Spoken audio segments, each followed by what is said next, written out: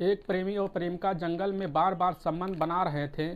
फिर अचानक उनमें क्या होता है कि उन्हीं में से जो कि एक की हो जाती ही मृत्यु दोस्तों। और इस घटना की पूरी सच्चाई जानने के लिए आप हमारी वीडियो को लास्ट तक जरूर देखिए। नमस्कार दोस्तों, मैं प्रदीप कुमार आपको अपने टीडी बात चैनल में स्वागत करता हूं।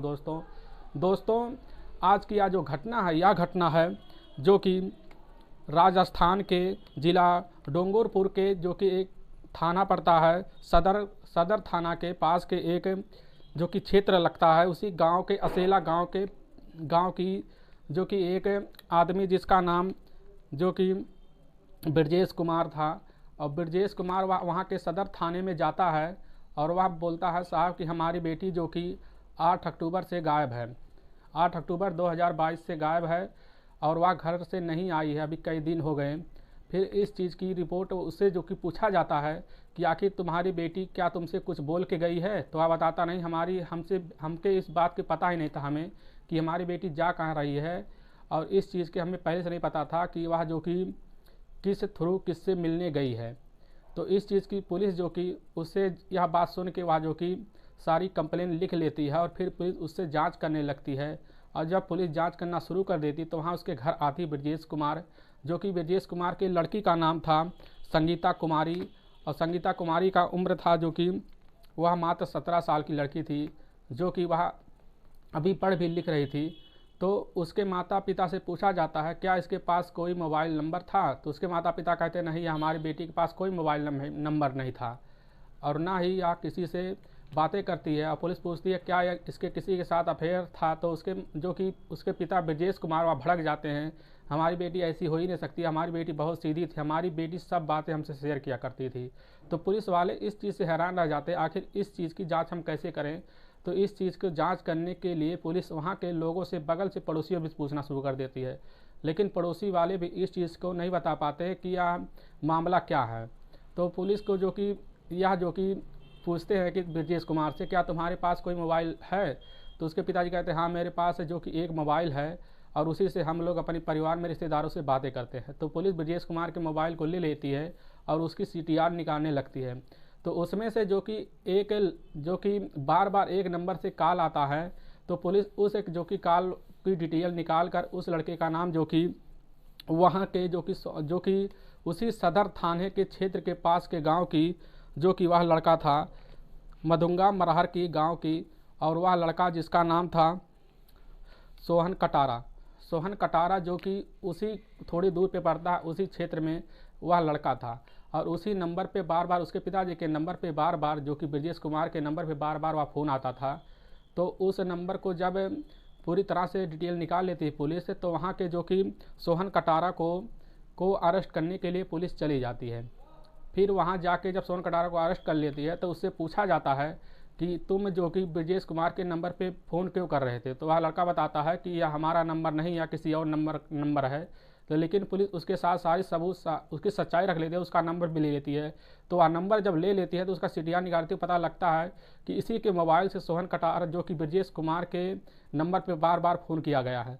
तो पुलिस उसको जो कि उसी समय उस पर सारा शक चला जाता है और उसको जो कि सोहन कटारा को पुलिस जो कि सख्ती से पूछ करना शुरू कर देती है, जिससे वह सोहन कटारा ज़्यादा देर टिक नहीं पाता। वह सारी सच्चाई पुलिस के सामने रख देता है। वह कहता है कि आज से जो कि कुछ महीने पहले ही हमारी जो कि इसी जो कि संगीता कुमारी से जो कि धीरे धीरे मिलना जुलना चालू हुआ। फिर हम इसके पास फ़ोन नहीं हुआ करता संगीता कुमारी के, और इसके जो कि यहाँ अपने पिताजी का नंबर दे दी हमें, और इसके जो कि संगीता कुमारी से हम रातों में कई घंटों तक फ़ोन पे बात किया करते थे।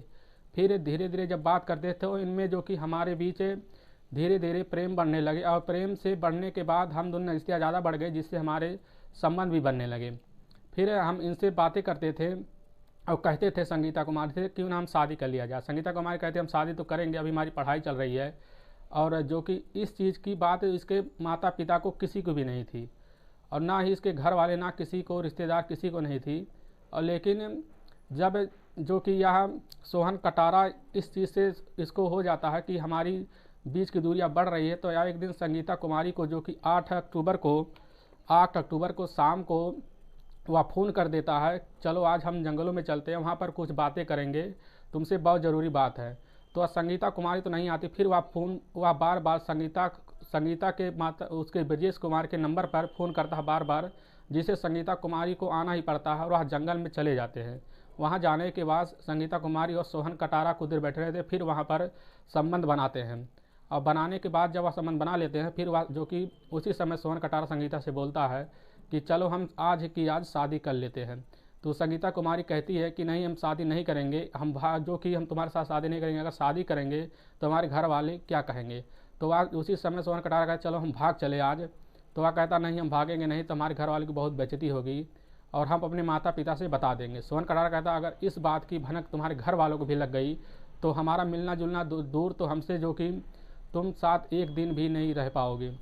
तो वह सब बातें जो कि करते हैं, फिर थोड़ी देर बैठते, फिर वह संबंध बना लेते हैं। फिर संबंध जब बनाते हैं, फिर वह बैठ जाते हैं। फिर वह एक बार फिर कहता है सोहन कटारा संगीता से कि चलो हम भाग चलें, लेकिन वह तैयार नहीं होती, वह जाने लगती है। तो वह उसी समय पीछे से वह पकड़ लेता है सोहन कटारा, हाथ उसका पकड़ के उसका दुपट्टा लेकर उसका गले को वहीं दाब देता है। और दाबने के बाद जब उसकी जो मौत हो जाती है, उसके सीने पर पैर रख के वह जोर से दाब देता है, उसी समय उसकी मौत भी हो जाती है। और फिर उसके जो कि बोरी में भर के वह साइड में जो कि रखी हुई एक जंगल के पास एक झाड़ी में उसको फेंक देता है। और फेंकने के बाद वहाँ से वह फरार हो जाता है, जिससे दोस्तों उसके लाश को पुलिस जो कि लगभग 4 दिन बाद पुलिस उसके लाश को जो कि पुलिस के गांव के थ्रू वहाँ के लोग जब आते हैं तो उसको वहाँ लाश मिल जाती है। और इसी बिना पर वह लाश लेकर जब उसकी पोस्टमार्टम किया जाता है तो उस पोस्टमार्टम में यह भी दिखता है कि उसके गला पर दाब के उसकी मौत हुई है।